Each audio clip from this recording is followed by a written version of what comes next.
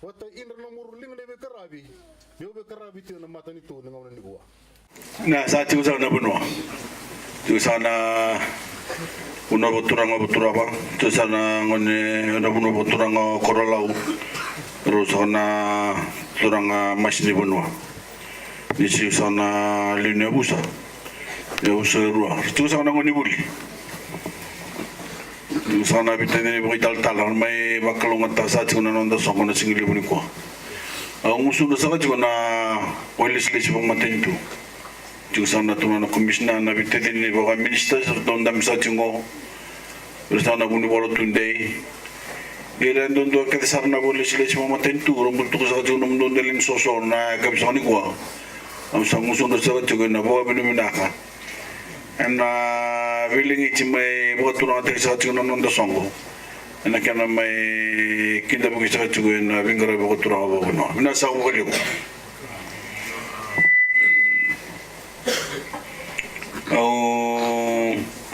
Nanu mo kuriya sa tinga na buka minaka na itabi ni ale buka itabi te kimni ni kino. Na songo may suba na les sa tiu may ni langala ko may chamani na COP23. Minasa ko wale na binanu binan lay boy tabi hasigan na buno. Na kana na takasa na bingara buno na kana kinda buk sa chu na wale sile sila les sa chu mai. Minasa ko wale. Sa maru tingin din sa kabiyo mo may dola pa na buli-bulibo. Paturo wa Korolau High School. Mata tu na sa tiu na vital no anda mai takapa na kira sa kalau mai sa ni ketu boleh lekin na boleh selesai pematentu na kana mai boleh terus kana vital no ni kana mai taruh na kurnu na mai suri sa katalangan na dami nandesi kena komputer bobo nonda sakana nonda ngoni buli. Dal sa me boleh lain na biti set sa tusang morto na gusto ni buli. Sa tu yala sa chicken ng buli bolo. Nena sa tsinga may nandun ng unong. Lawa sa tsinga may na internet. Meron ramang ta sa tsinga ng ngoni buli na nonda computer. Sabo bina ta sa tra bole na ibora ni beding gomi kimma me kinda bo sa tingin na bole sila sa no tinto kimni sa na turang kina marama ni uno sa ruwa na tarasani ko bongo tingin ni tubutu bo ni so tingin ni tubutu le ni be motor de kita kina matinto embudi ni na tingti usang mai ni law no matinto na runundul kabitu ni kana sa sanga tagi mendo na pulo minaka weekend kede na nondo puno na taka talangan ni tarkuruli sema sa tigo na ikapani ulutanga ni bebotor de kitaki na ele we mata we buru ra sa kana kana trai daki na patangi ninge de uli na be kasamburi sa gai bolu tanga matantu me tu ni bebotor de kitaki na rusa bulne ambaki Ruana ya bule bu ngandre bene tu bongo ne matai na nonda rawata na patangi ngende binaka na nibuli na libenda na kene karua na nonda rawata buli de na korni buli itu ba itu bo binaka ne tu bongo semando musakina na abuni babulu wana rono dol cikatolu ka berkutori kina na nonda ndon na ngani buli mera bota buli di ena bota ngende bina katondo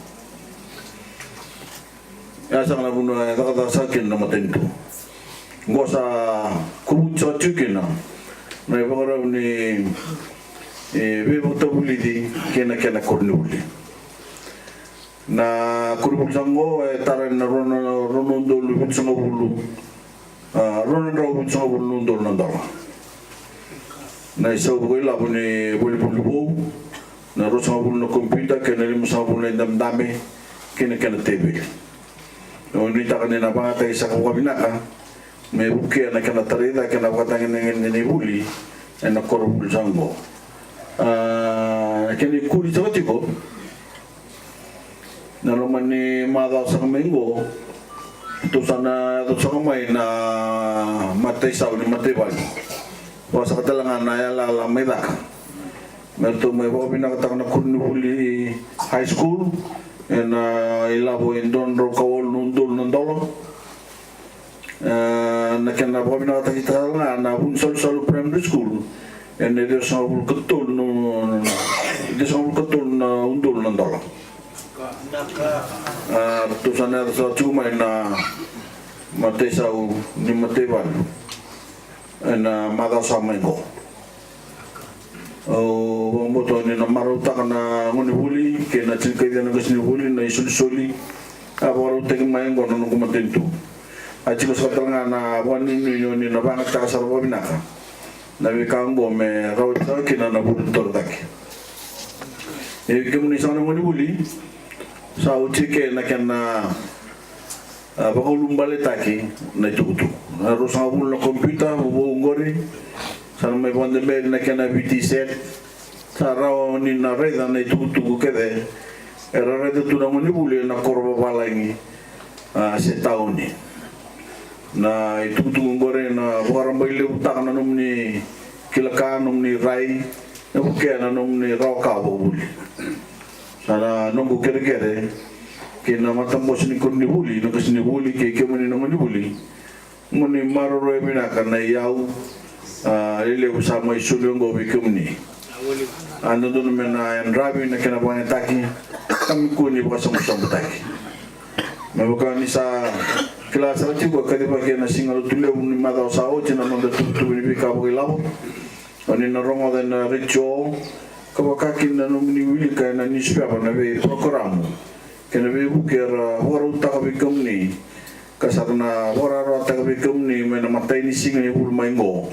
na bulo kosita na tutu sa ni labo ni no dama tentu o sa ba ngiti be ba ngiti sa chu men tu na ba matau na no da tutu ni be botol de taki me sala ba ta ke na tutu le no dama tentu ba ko sivi na be program ke na be buke sa dora ka no da tutu we labo na ba ki ronondol cinkawalu ronondol cinkadio me kam ni sa na tro ni bunwa o sa Vito na kena nomni vital no bako soma ke na nomni leoni tikina wambimbi na ultanga ni be botol de taki osa we bande jibi kenda menda we se mati na da bola pero sona no de bolis lesio provincial administrator dan sa tingo kena nomni bol na sana na turang ro na miso tal tingango muni tor iba sala na ultang na ba nga ni ngandero may na botol de taki